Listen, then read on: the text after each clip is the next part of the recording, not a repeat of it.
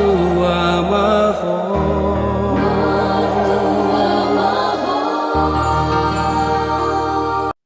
Damai sejahtera Allah yang melampaui segenap akal dan pikiran manusia, kiranya menyertai saudara-saudara di dalam nama Kristus. Amin. Saudara-saudara yang terkasih di dalam nama Tuhan Yesus Kristus, sampai jumpa kembali dalam khotbah minggu kita, tentu dalam edisi Stay at Home, maka ibadah juga sedang kita adakan di rumah kita masing-masing. Dan harap kami semoga juga untuk isi renungan kita hari ini memberikan kita hikmah, memberikan kita kekuatan, terutama keyakinan bahwa badai corona ini akan berlalu. Saudara-saudaraku yang terkasih di dalam nama Kristus, adapun firman Tuhan yang menyapa setiap pribadi kita pada hari ini, tanggal 5 April 2020. Tertulis dalam kitab Yohanes 12, ayat 12 sampai dengan ayat 19. Demikian firman Tuhan. Keesokan harinya, ketika orang banyak yang datang merayakan pesta mendengar bahwa Yesus sedang tengah jalan menuju Yerusalem, mereka mengambil daun-daun palem dan pergi menyongsong dia sambil berseru-seru, "Hosana, diberkatilah dia yang datang dalam nama Tuhan, Raja Israel." Yesus menemukan seekor keledai muda, lalu ia naik ke atasnya. Seperti ada tertulis, "Jangan takut, hai putri Sion, lihatlah rajamu datang, duduk di atas seekor anak keledai." Mula-mula murid-murid Yesus tidak mengerti akan hal itu. Tetapi sesudah Yesus dimuliakan, teringatlah mereka bahwa nas itu mengenai dia, dan bahwa mereka telah melakukan juga untuk dia. Orang banyak yang bersama-sama dengan dia ketika ia memanggil Lazarus keluar dari kubur dan membangkitkannya dari antara orang mati, memberi kesaksian tentang dia. Sebab itu orang banyak itu pergi menyongsong dia karena mereka mendengar bahwa ia yang membuat mukjizat itu. Maka kata orang-orang Farisi seorang kepada yang lain, "Kamu lihat sendiri bahwa kamu sama sekali tidak berhasil.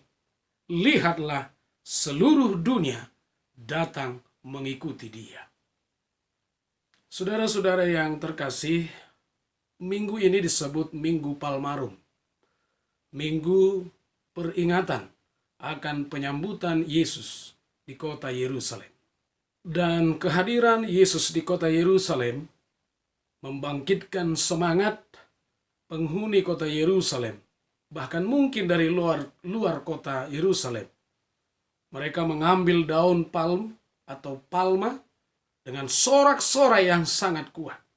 Dan semuanya itu terjadi oleh karena bahagianya mereka bertemu dengan Kristus. Oleh karena sukacita mereka bertemu dengan Tuhan Yesus. Dan ketika kita setiap masuk kepada Minggu Palmarum, itu juga berarti bahwa 5 hari lagi atau 7 hari lagi kita akan masuk kepada salah satu perayaan hari besar Kristen. Salah satunya adalah Jumat Agung, di mana kita akan memperingati matinya Tuhan Yesus, wafatnya Tuhan Yesus demi menebus dosa dunia ini. Dan setelah itu juga hari raya besar yang akan kita masuki adalah Hari Raya Paskah, di mana Yesus bangkit dan mengalahkan maut, di mana Yesus menunjukkan keagungan dan kemenangannya, bahwa Yesus telah mengalahkan dosa-dosa kita. Tetapi saudaraku yang terkasih, tentu saat ini akan menjadi pengalaman kita yang paling berbeda dari perayaan-perayaan kita di tahun-tahun sebelumnya. Betapa tidak, berangsur dari beberapa minggu kemarin sampai masuk kepada Minggu Palmarum ini, bahkan kita belum tahu batasnya sampai di mana kita masih stay at home.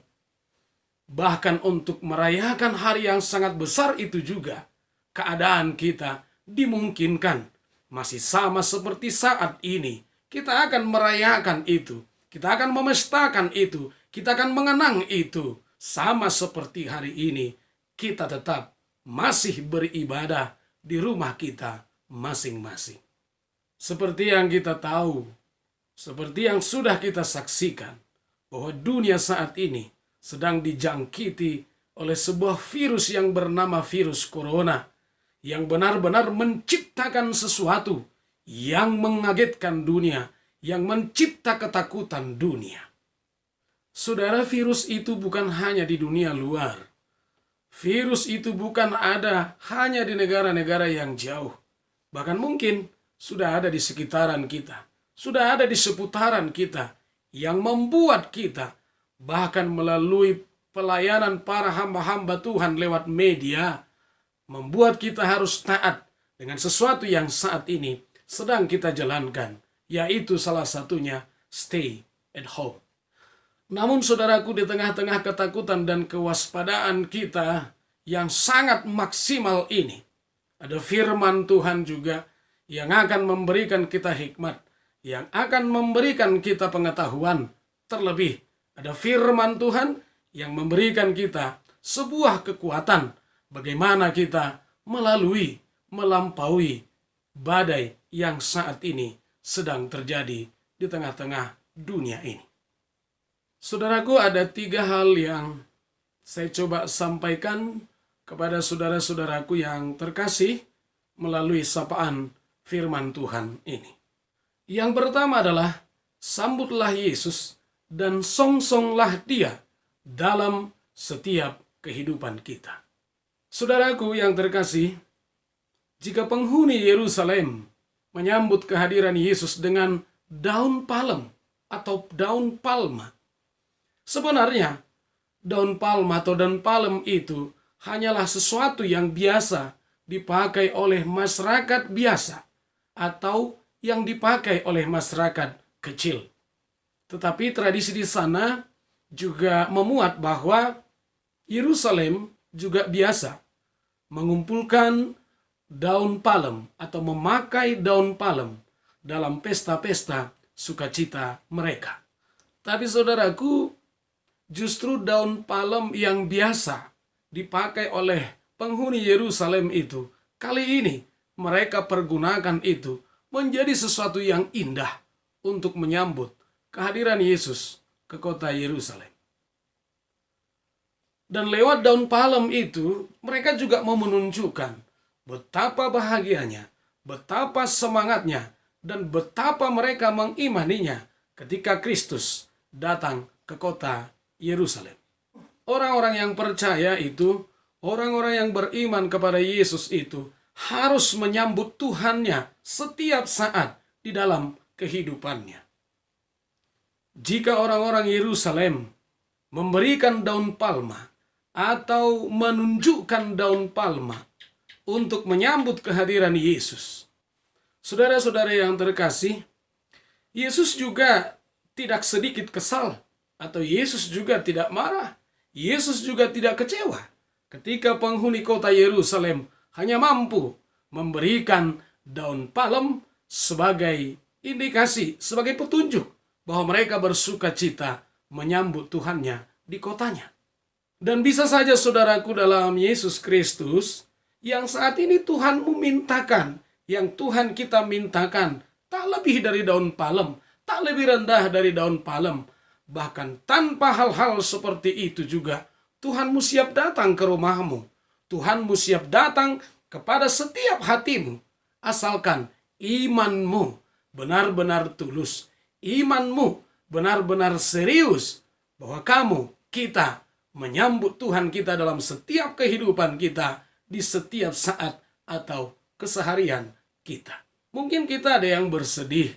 Karena apa? Kita tidak ke gereja. Kita harus beribadah di rumah kita. Saat ini kita tidak mendengarkan musik yang enak. Saat ini kita tidak mendengarkan lagu-lagu kor yang luar biasa. Saat ini kita bahkan tidak saling bersalaman. Saat ini kita bahkan juga tidak bisa mendengar secara langsung khotbah-khotbah para pendeta kita, khotbah-khotbah dari para majelis gereja kita.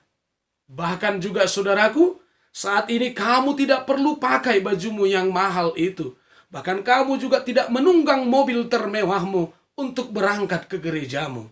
Karena apa? Saat ini kita sedang beribadah di rumah. Saat ini kita sedang menyambut Tuhan kita di rumah kita masing-masing. Nah, saudara, khotbah ini kembali mengingatkan kita bersama bahwa dalam menyambut Tuhanmu bukan sesuatu yang paling berharga yang kamu pakai. Bukan sesuatu yang paling berharga yang kamu berikan. Karena sesungguhnya bagi Tuhanmu adalah hatimu, adalah jiwamu, adalah rohmu, adalah imanmu. Itulah yang kamu harus pakai seutuhnya untuk menyambut Tuhanmu di setiap saat. Kembali kami harapkan juga buat saudara-saudaraku yang terkasih, kiranya hatimu juga tidak sedang dikecilkan saat ini. Perasaanmu juga bukan sedang dikecilkan pada saat ini, karena kamu tidak bisa ke gereja. Seutuhnya kehadiran Tuhanmu sama seperti kamu juga berada di gereja. Lihatlah hatimu, lihatlah semangatmu, dan lihatlah rohmu. Bagaimana sukacita dia untuk menyambut Tuhannya dalam setiap kehidupannya. Maka saudara-saudara, saya boleh harapkan juga dari teman-teman sekalian supaya kita tetap memelihara sukacita pertemuan kita dengan Tuhan. Karena apa? Karena di rumah kita juga Tuhan hadir. Dan poin kedua, saudaraku, adalah Hosana. Diberkatilah dia yang datang di dalam nama Tuhan. Hosana adalah puji-pujian Israel, di mana mereka mengingat dan mengenang keselamatan yang Tuhan berikan kepada bangsa itu. Dan saudara-saudara, jika Hosana juga disorakkan di kota Yerusalem, itu bermakna apa? Penghuni Yerusalem percaya bahwa bersama Yesus mereka juga akan selamat. Bersama Tuhan mereka juga akan selamat. Saudara-saudaraku, kembali kepada wabah dunia yang saat ini sedang terjadi. Saya akui bahwa kehadiran virus corona di dunia ini telah membuat kita sungguh berbeda dari keseharian kita biasanya. Lihat saja, kita harus jaga jarak, kita harus tidak bepergian, kita harus mengurangi aktivitas kita di luar rumah kita masing-masing. Tetapi saudaraku perlu yakin, dan itu yang patut kita doakan, bagaimana supaya Tuhan berpihak dengan keluh kesah kita ini, supaya badai ini cepat berlalu. Supaya di tengah-tengah situasi ini, Tuhan masih memelihara kita di dalam keselamatan yang daripada Tuhan itu sendiri. Dan jikapun saat ini kita taat untuk segala aturan-aturan yang dibuat oleh pimpinan gereja dan pemerintah kita, ingat Bapak Ibu Saudara, itu juga adalah bahagian yang harus kita yakini bersama Yesus, kita pasti selamat. Dan hikmat kita untuk menjalankan segala keadaan yang terjadi pada saat ini, aku harap juga saudara-saudara boleh taat demi kebersamaan kita untuk melawan kehadiran virus corona di tengah-tengah keluarga dan lingkungan kita masing-masing. Itu makanya juga doa-doa kita dengan segala kerendahan hati, doa-doa kita yang kita harus ungkapkan kepada Tuhan kita setiap saat untuk bermohon bagaimana supaya kita dan dunia ini selamat dari serangan virus corona yang cukup membahayakan ini. Dan supaya kita berada dalam keselamatan Tuhan sekalipun ancaman ini sedang berada di tengah-tengah masyarakat kita. Bapak Ibu Saudara, mungkin ini juga perlu saya katakan, supaya melalui firman ini, melalui khotbah ini, Hosana, bersama Yesus kita selamat, bersama Tuhan kita diselamatkan. Mungkin ini juga adalah bahagian yang kita harus sadari. Di tengah-tengah segala langkah dan program-program pemerintah yang saat ini untuk memerangi COVID-19. Dan mungkin Bapak Ibu Saudara, bahwa situasi ini juga kita harus sadari bahwa di luar Yesus tidak ada keselamatan apapun. Di luar kekuatan Tuhan tidak ada keselamatan apapun. Bahkan Bapak Ibu Saudara, di luar dari ketaatan kita untuk menjalankan segala aturan-aturan di tengah-tengah musim wabah ini, yang paling penting kita harus yakini juga adalah bahwa di luar Tuhan tidak akan ada kesembuhan itu. Di luar Yesus kita takkan ada keselamatan itu. Maka kembalilah kepada Tuhanmu untuk meminta keselamatan, untuk berdoa dengan segala kerendahan hati, karena sesungguhnya dunia ini berada dalam keselamatan Tuhan. Dan yang ketiga, saudara-saudaraku yang terkasih, jangan takut. Rajamu datang dan duduk di atas keledai. Saudaraku, ini agak mengagetkan. Ketika kehadiran Yesus di kota Yerusalem bukan naik kuda yang sangat kuat, bukan naik kuda yang dengan segala peralatan perang yang cukup lengkap, sebagaimana orang-orang Yahudi pernah menginginkan itu. Tetapi dalam firman Tuhan, hari ini yang sama-sama kita dengar, Yesus lebih memilih anak keledai dan dia naik di atas keledai itu. Sorak-sorai dan sambutan yang luar biasa oleh penghuni Yerusalem tak sedikit pun mengubah karakter Yesus. Tak sedikit pun mengubah kepribadian Yesus. Yesus sendiri tidak menempatkannya menjadi orang yang tinggi hati. Yesus sendiri tidak mengubah dirinya menjadi orang yang congkak. Yesus sendiri tidak mengubah kehadirannya untuk bermegah dalam sorak-sorai dan sambutan penghuni Yerusalem yang luar biasa itu. Karena apa? Dia tetap memilih anak keledai dan dia naik di atasnya. Saudaraku, keledai yang dinaiki oleh Tuhan Yesus untuk masuk ke kota Yerusalem adalah pemahaman bahwa Yesus adalah seorang yang rendah hati, bahwa Yesus adalah Raja Damai, bahwa Yesus adalah orang yang suka dengan kelemah lembutan. Sesungguhnya Yesus merindukan dunia ini damai. Sesungguhnya Tuhan menginginkan dunia ini juga penuh dengan kelemah lembutan. Walaupun di sana-sini kita selalu menyaksikan kekerasan, di sana-sini juga kita menyaksikan peperangan. Tetapi sesungguhnya kita harus tahu dan kita harus percaya bahwa Yesus yang pernah menebus dunia ini dari segala keberdosaannya adalah Tuhan yang sungguh Raja Damai, adalah Tuhan yang sungguh adalah Tuhan yang penuh dengan kelemah lembutan. Saudara-saudaraku yang terkasih, ketika perjalanan Yesus sebenarnya ke kota Yerusalem, itu sudah di tengah-tengah ancaman penangkapan dan pembunuhan Yesus. Ketika dia hadir di kota Yerusalem, sebenarnya siasat penangkapan dan pembunuhan Yesus juga mungkin sudah diatur oleh tentara-tentara Yahudi. Keadaan itu tidak sedikit pun mengubah Yesus itu sendiri. Dia tidak menunjukkan kepada orang-orang yang ada di Yerusalem bahwa dia sedang cemas.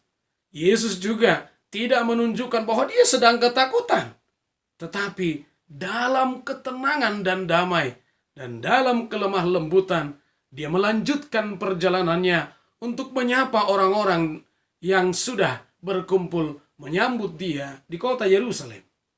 Keadaan itu tidak mengubah dia karena dia lebih berpihak kepada orang-orang yang sudah menunggu dia di kota Yerusalem. Karena dia memilih lebih berpihak kepada orang-orang yang bersorak-sorai menyambut dia di kota Yerusalem. Tuhan Yesus tidak tiba-tiba menjadi pemarah. Tuhan Yesus tidak tiba-tiba meraung ketakutan. Bahkan Yesus bukan tiba-tiba menjadi Yesus yang maha pembenci kepada orang-orang yang akan sebentar lagi mengkhianati, menangkap, dan membunuh dia. Sebab apa, saudara-saudaraku? Sebab Tuhan Yesus tahu bahwa tugasnya yang paling mulia adalah mengampuni bahkan orang-orang yang merencanakan kejahatan itu. Tugas Yesus adalah untuk memelihara kita di dalam kerendahan hati dan kelemah lembutan yang Tuhan bawa ke tengah-tengah dunia ini. Saudara, jika kita percaya bahwa Tuhan Yesus adalah Maha Pendamai, bukan Maha Pemarah, mungkin lewat cuplikan khotbah ini juga perlu saya pesankan kepada saudara-saudaraku sekalian. Di tengah-tengah wabah virus corona ini, kita tidak perlu katakan bahwa Tuhan sedang marah. Di tengah-tengah virus corona ini, kita tidak perlu ciptakan kalimat-kalimat yang menyatakan bahwa Tuhan sedang membenci kita habis-habisan. Kita tidak perlu katakan juga bahwa Tuhan sedang tidak suka orang-orang di gereja. Tetapi katakanlah Bapak Ibu Saudara, bahwa wabah corona ini juga terjadi atas sepengetahuan Tuhan kita, yang membuat kita harus maju melangkah menghadap Tuhan, bermohon dengan segala kerendahan hati kita. Saudara, dalam ayat 19 ayat terakhir khotbah kita pada saat ini ada dikatakan dan tertulis di sana, seluruh dunia mengikuti Dia. Saudara, kita harus katakan dan percaya juga bahwa dunia yang sedang sakit ini juga Tuhan mampu untuk pulihkan. Dunia yang sedang ketakutan ini juga Tuhan mampu untuk selesaikan. Itu lebih baik daripada harus mengatakan Tuhanmu sedang marah, Tuhanmu sedang dendam, dan Tuhanmu sedang tidak suka gereja. Tetapi sebaliknya Bapak Ibu Saudara, kita harus yakini bahwa dunia yang tersakiti ini juga Tuhan akan mampu pulihkan. Seperti Bapak Ibu Saudara kita semua akan mampu dipulihkan dari keadaan wabah corona ini. Kiranya Tuhan Yesus memberkati. Amin.